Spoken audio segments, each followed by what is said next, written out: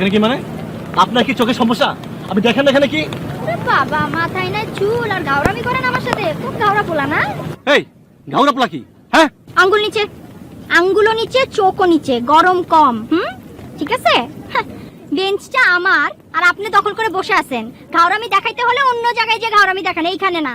আপনি শুনেন, এই বেঞ্চ আমার, আমি ভাড়া করছি, আর যদি নাই হয় আমি কেন এখানে শুয়ে আছি? আপনি এখানে শুয়ে আছেন কেন সেটা তো আমার জানার দরকার নাই, এটা আমার হেডেক না। ঠিক আছে, আমি বেঞ্চটা ভাড়া করে একটু দূরে গিয়েছি আর আপনি এর মধ্যে দখল করে ফেলেছেন না।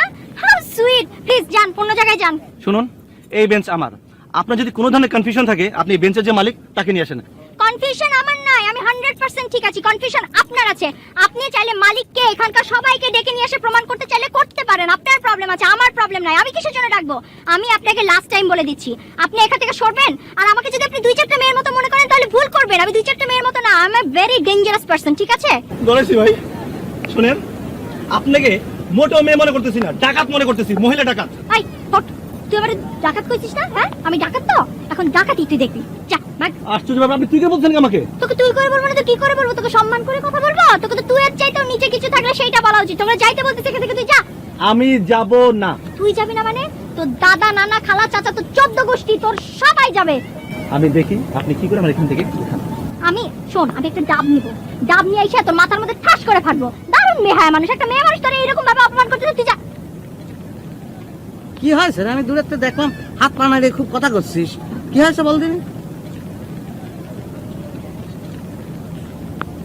এই পিস আবার কে? পাইপটা পরিষ্কার করে নিতে মানে ধরেছেন কিসের জন্য? বালু লাগিয়েছে ধরতে তোর সাথে না? হ্যাঁ হ্যাঁ, চেহারা দেখলেই বোঝা যায়। ঢাকা থেকে এই বিনা পয়সা যে শুটকির বাসগুলো আছে না, চুরি করে এখানে আসছিস আর সস্তা একটা হোটেলে আসিস, দেখলেই বোঝা যায়। বুঝছিস? দেখলেই বোঝা যায়। ঢাকা থেকে এসি বাসে টিকিট কেটে কক্সবাজার আসছি, শুধু তাই না, 3 স্টার হোটেল উঠছি। আর শুনুন, ক্যান্ড ইনফরমেশন, আমরা দুজনে কিন্তু ব্যাংকে জব করি। ব্যাংক? তোরা দুজন ব্যাংকে চাকরি করিস? হায় রে, ঢাকা শহরের ব্যাংকগুলোর কি অবস্থা!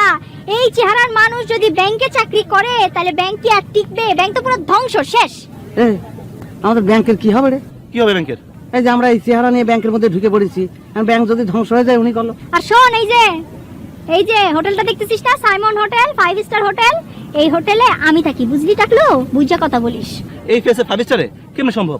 আপনার সাথে যায় আপনার সাথে?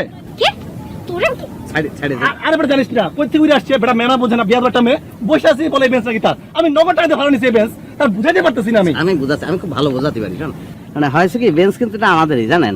মানে এরকম হতে পারে যে আপনার হয়তো মেজাজ গরম তো উঠে চলে গেছেন, হ্যাঁ, পরে আবার ওই ফিরে এসে দেখেছেন যে ও বসে আছে, কারণ মাঝখানে ওই লোকটা ভাড়া দিয়ে দিছে। এই হয়েছে, আর কিছু না। বললেন আপনার একটা কথা আর আমিও বুঝলাম আর একটা কথা। দেখছিস, বুঝলাম বেয়াদব। আরে ভাই ছাড়িয়ে দে, অবলা মেয়ে মানুষ। এই কারে অবলা বলেন? কারে অবলা? হ্যাঁ, না আমি বলেছি কি, ওই মানে অবলা বলেছি এই জন্য যে ও যদি উঠে খাড়ায় আপনার ধরে না, তাহলে মোচড় দিলে ভেঙে যাবেন। কারে মোচড় দিলে কে ভাঙবে না ভাঙবে সেইটা আমি পরে দেখে নিব। ঠিক আছে? খাবো ডাব, কি করলেন আপনি? যা খুশি তাই করে খাবেটা। আর এই বেঞ্চে তো জীবন আমি বসবো না, নোংরা করে দিছেন এই সব। ভাই ডাব খাবো কিরাম করে? ডাব খাবো কিরাম? দেখছিস? এ ভাই, দেখছিস? টাকা দিয়ে কিনছি। আরে বেয়াদব একটা মেয়ে, মেনা বোঝে না, কিছু বোঝে না। ডাব খাবো কিরাম করে? হ্যাঁ, মেনা বোঝে না, কিছু বোঝে না, কই থেকে উড়ে এসে জুড়ে বসে। আমি বসি কিরাম করে? আসলে ব্যাপার। ডাব খাবো কিরাম করে? আর তুই ডাব নিয়ে আসছিস, বাট আমি এখানে বসছি, একটা মেয়ে মানুষ দেখ কিভাবে বিহেভ করে গেল, আর তুই ডাব নিয়ে আসছিস, বাট ডাব খাই কি বলটা সাহায্য করে ডাব খাইবার কাটা দিলি। ডাব মেয়েটার জন্য আমার খুব মায়া লাগতেছে, জানিস? আমার মনে হচ্ছে হজমের সমস্যা আছে মেয়েটার। হজমের সমস্যা হলে পরে কিন্তু মেজাজ তেরি কি হয়ে যায়, জানিস? কারণ আমার আত্মীয় স্বজনের মধ্যে কেউ যদি হতো তাহলে পরে টিপি ফল কিনে দিতাম, আধা কেজি খালি পরে একদম পেট ঠান্ডা, বুঝেছিস? ডাব খাবো কিরাম করে? আবার ডাব। ওহ রে ডাব রে, তোর বাড়ি দর্শন না হয়ে বুঝছস, ওই বরিশাল তাহলে যে নাইকেল দিন আসেন মাঠে। বসেন বসেন।